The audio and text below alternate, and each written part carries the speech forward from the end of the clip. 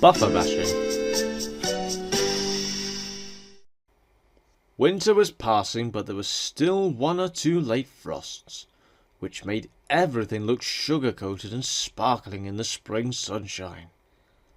As the months passed, Pip and Emma had become quite used to being the express and making their daily journey between the big station and London. Each morning, Donald and Douglas took it in turns to bring a ballast train from the small railway, and James then pulled the trucks to a place where the line was being mended.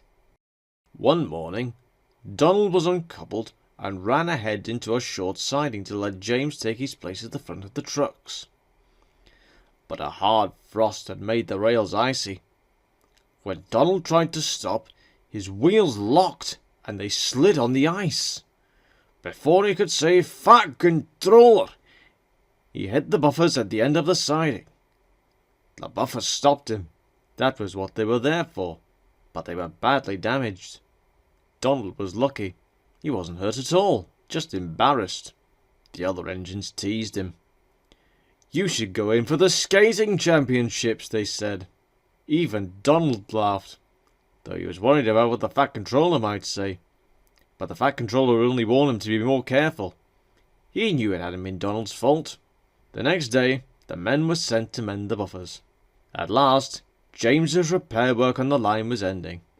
"Tomorrow's train, Douglas, will be the last for the time being," the Fat Controller told him. The next day, as Douglas drew his loaded trucks to a halt in their siding, James was waiting. "Here you are, James," Douglas said cheerfully. "What are you going to do now that this job's finishing?" "Pull some passenger trains, I hope," replied James. "I'm getting tired of doing the same thing all the time."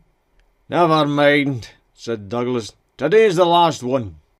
His fireman uncoupled the trucks and climbed back into the cab. Then Douglas puffed slowly into the short siding. At the end of the siding, the men who had been mending the buffers were standing to one side.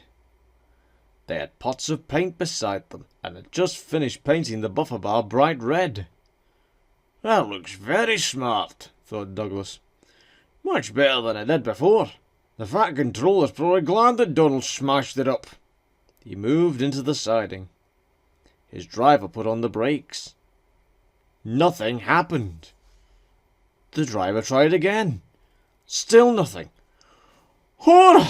exclaimed Douglas. "I can't stop!" The workmen watched in dismay.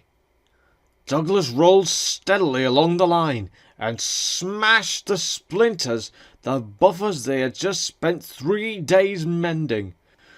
"Ouch!" exclaimed Douglas, opening his eyes cautiously. "Oh, that hurt!"